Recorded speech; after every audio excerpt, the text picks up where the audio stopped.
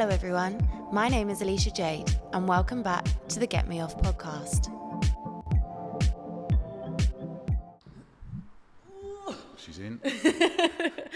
Hello everyone and welcome back to another episode of the Get Me Off podcast. I have another amazing guest with me today and as always we're going to do the usual intro. So who are you and what do you do? So my name's Craddock. I am a menswear and lifestyle content creator. Love that.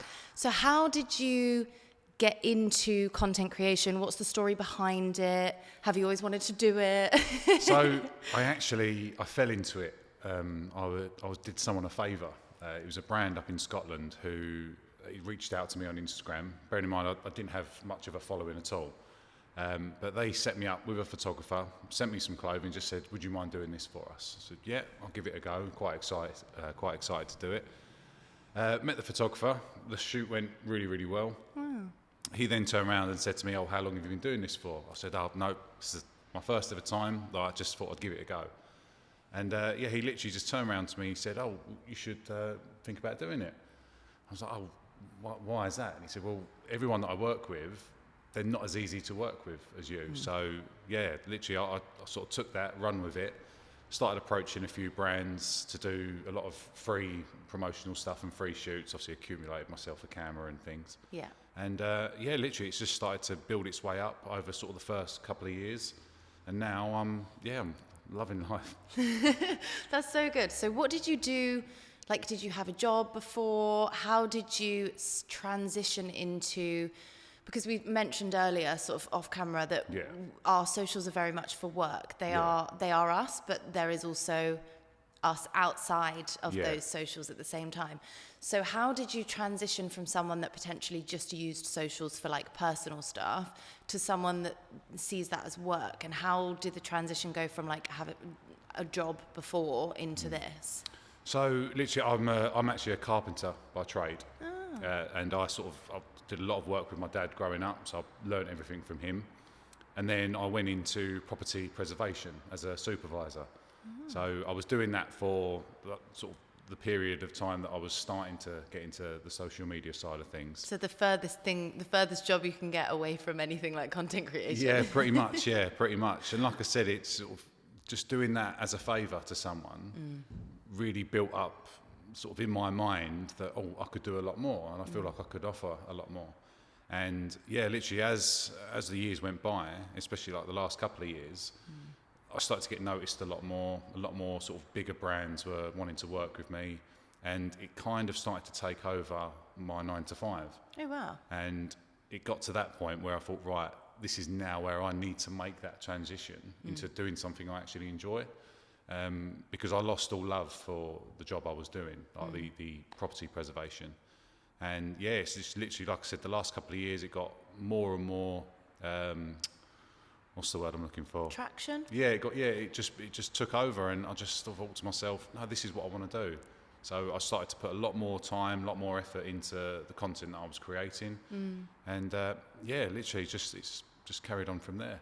That's so cool. And I guess it's so much more creative than your other job before. Yeah. So you must naturally be quite a creative person for that job to feel uncomfortable and for content creation to then feel a lot more expressive and things like that. Do you feel like there was a moment where you went, I've got so many ideas and now I've got something to put them into? Yeah, I mean, my whole family are very, very creative. Like my brother's an artist. My dad, obviously, again, he's a carpenter, but he's an illustrator as well. Oh, wow. And like thinking about these ideas, it's a daily thing for me. I mean, especially at night time when I'm trying to go to sleep, all I can think of is obviously the brands that want to work with me are going, I could do this, I could do that, I could do this.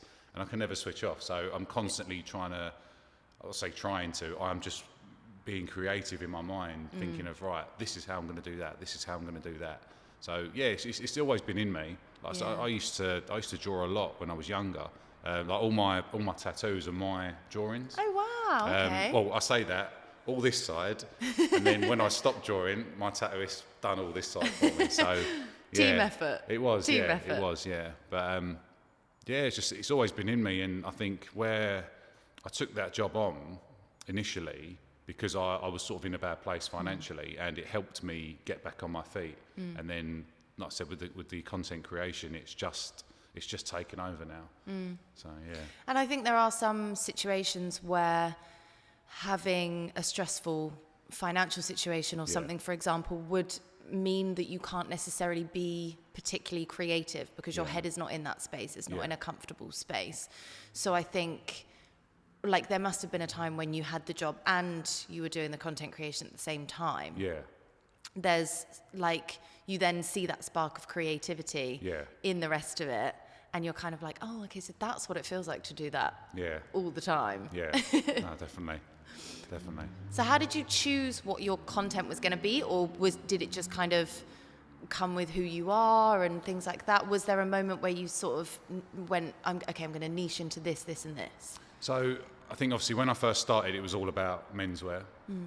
So I carried on with that, sort of with that niche. And like I said, it's been great for me because I've worked with some really good brands, and it's hard to explain really. It's like I've always liked clothes, but I've not always looked good in clothes. Like I said, when I was younger, I was quite a big kid.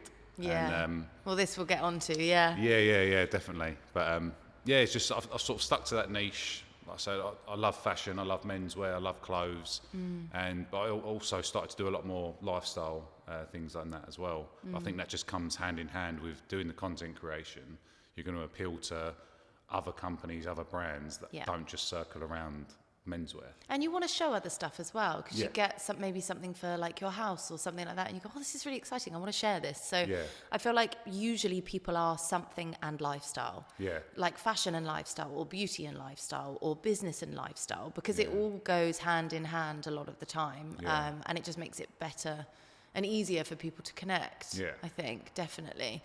But so touching on that subject, so how I found your profile was the explore page of Reels, so the scrolly section, and we can now call it a viral reel. It done pretty well. It did. And I just found it really honest, really authentic.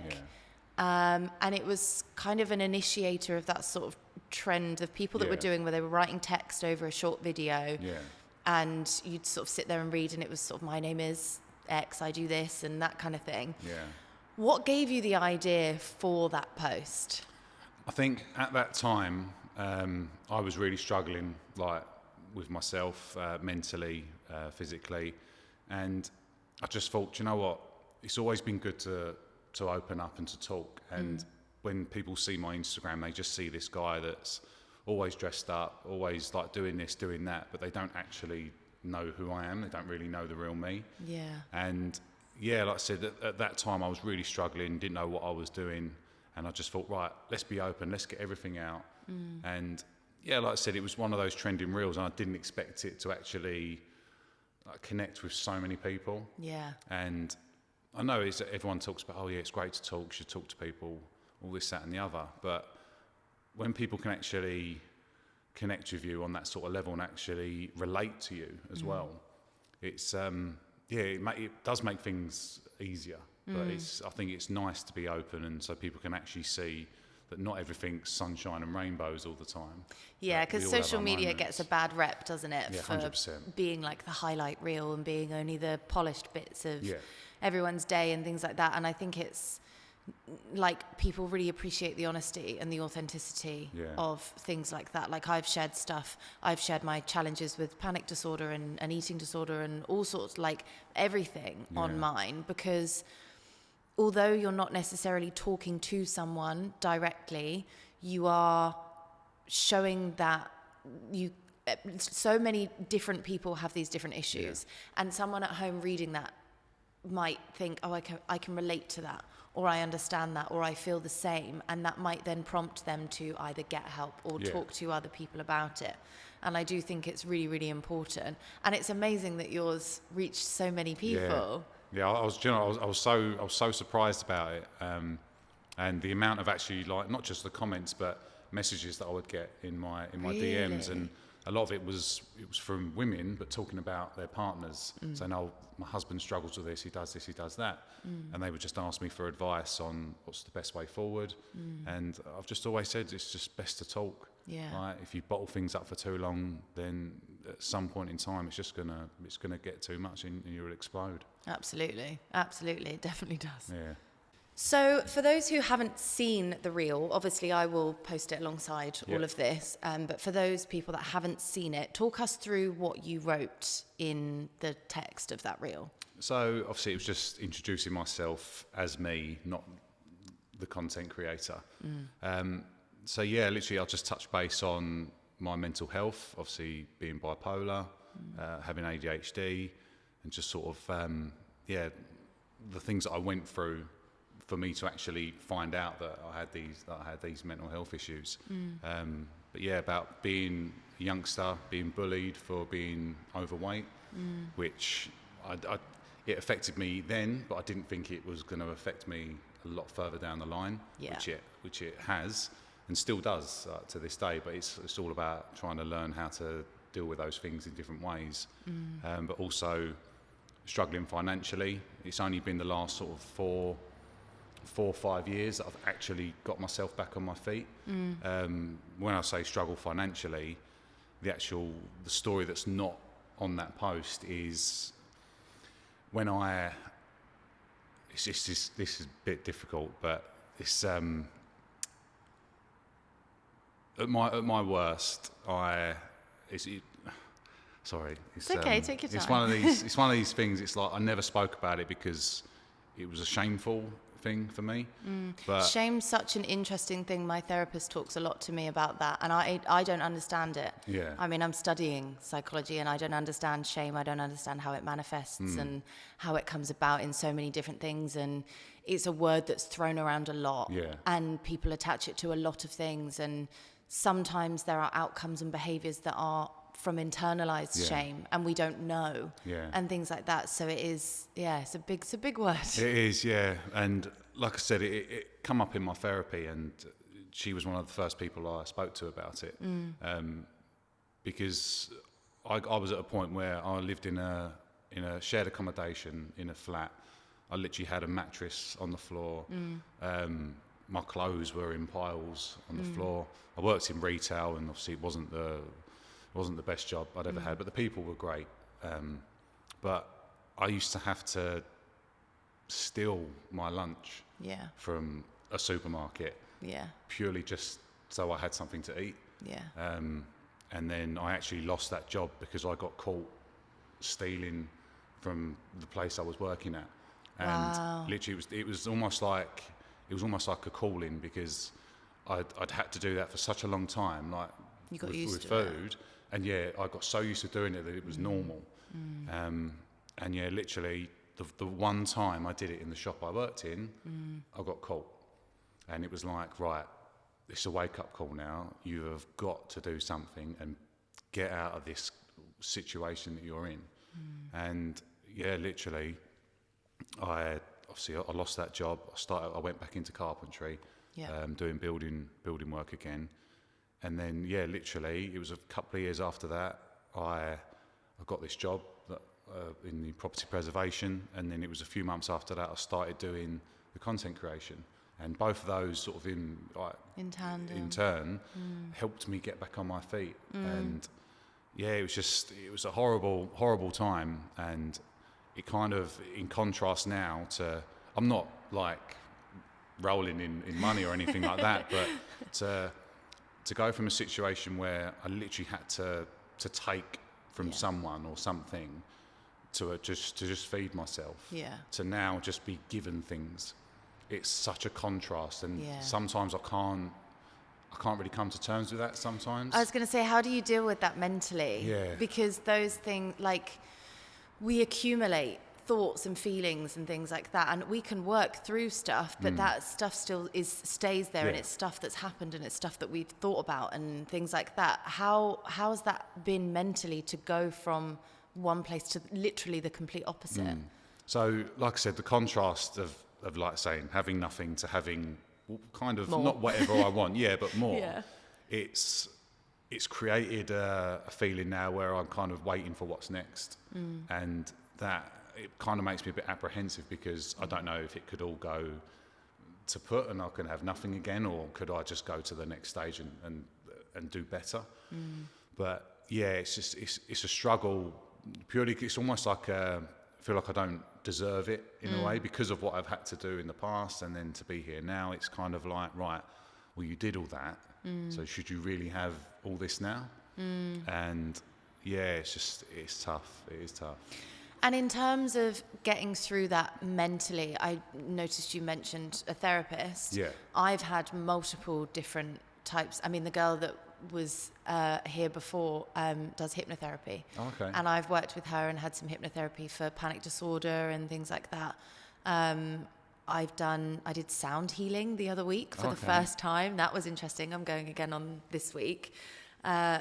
But for men, I think it's a lot more difficult to seek help, and then also maybe to talk to other people about the fact that they're seeking help. Or what's your views on kind of, I mean, I'm not a man, I don't involve myself in guys' conversations, so I don't know. However, that's, I guess, the general consensus of how people think about it. What's your opinion on that?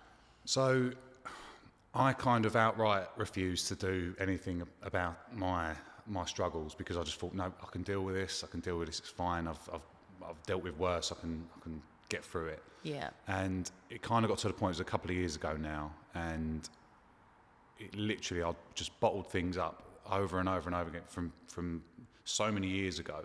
But I didn't realise it went that far back until I actually spoke to this therapist. And it got to the point where I just couldn't do it anymore. I was always strong for myself and everyone else, and then it just got to that point where it was like, I give up. I just completely give up. And obviously, like, yeah, I wouldn't say I was like suicidal or anything like that, but it was like, I just had no energy, no drive to do anything. I didn't want to go to work. I didn't want to carry on with the content creation.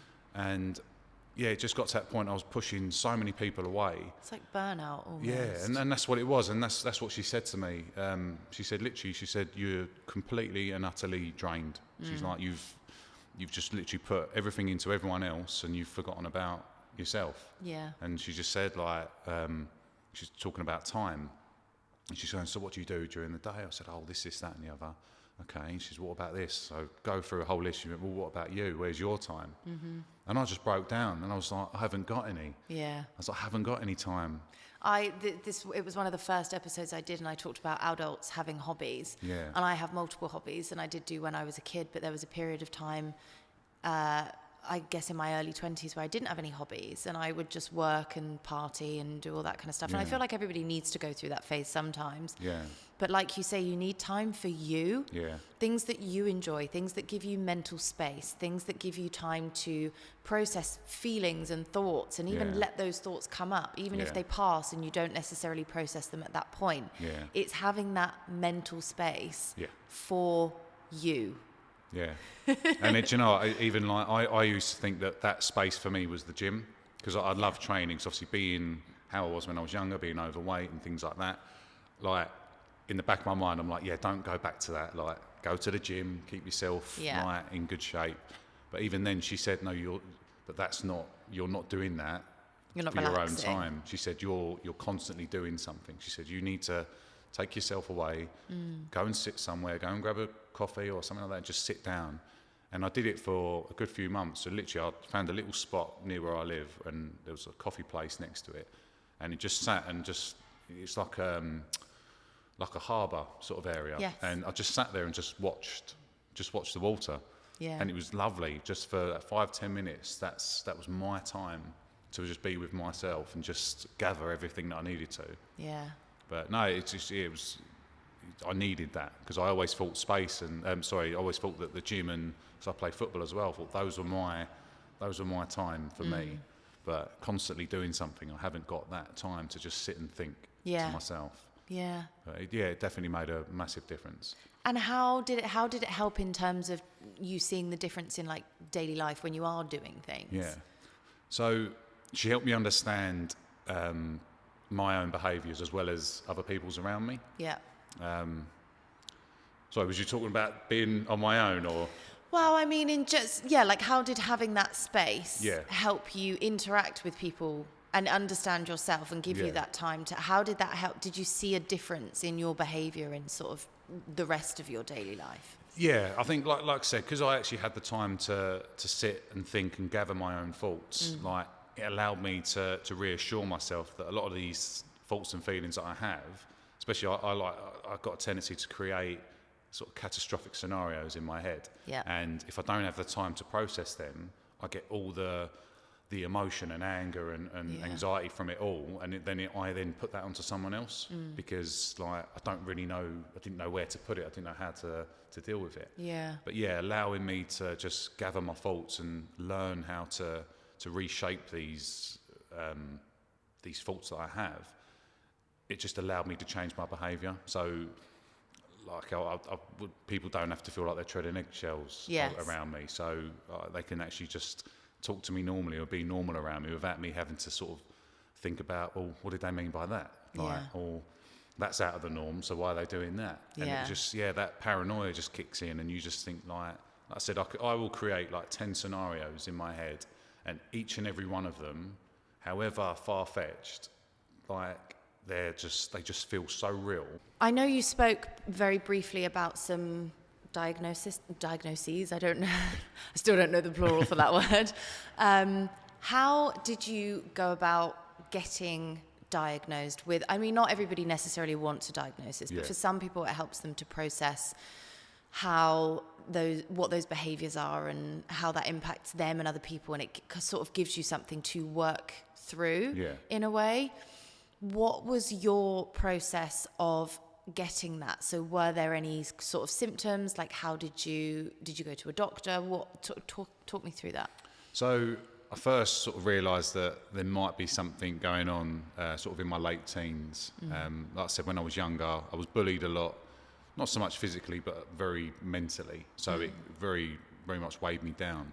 But I got to the point where I was, even on like nights out or even at football, I used to get really angry for no reason whatsoever. It could be something that someone said or the environment I was in, and it was just, my mood would just go from being like happy as anything to then all of a sudden just being like just aggressive and just not wanting to be around anyone and just wanting to leave wherever I was.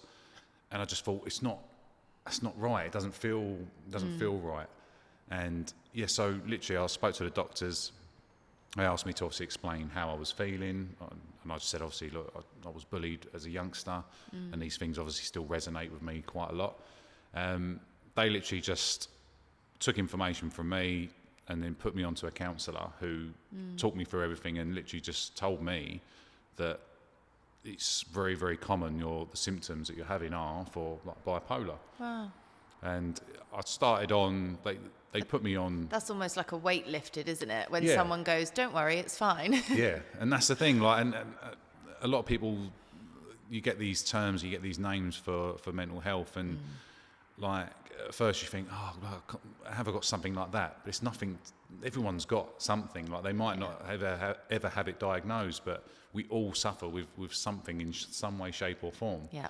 But they put me on a bit of medication, but it kind of elevated everything. Yeah. So it actually made me a lot worse. But having the counselling and like I say, the therapy now, to understand the thoughts and feelings that you have and to reshape them into something that's not so negative and not so scary, it just makes life so much easier. Yeah. Because you don't let it consume you. And like I said, when you can reshape them and you can reevaluate what you're thinking before it turns into, like say, you get all the thoughts, feelings and emotions from it. It's like stopping it before it gets to that point, isn't it? And that's it. And like I say, it's just understanding, like there's nothing wrong with having these problems, but it's literally just understanding how to deal with them, how to cope with them. And having those tools in your toolkit, as they say. And that's it. And literally, it can just all come from talking to someone. Yeah. And the amount of people I talk to now, especially like the guys at football, like, because I didn't play for a couple of months purely because I just wasn't there mentally. I just couldn't get myself out of bed. And talking to these guys, they've all gone through it. Like, you sort of feel like you're on your own in everything, but literally, like I said, everyone around you will have something that they can relate to. Yeah. And I was chatting to one of the lads the other week, and he said, yeah, a couple of years ago, I had this, I had that. And I was like, oh.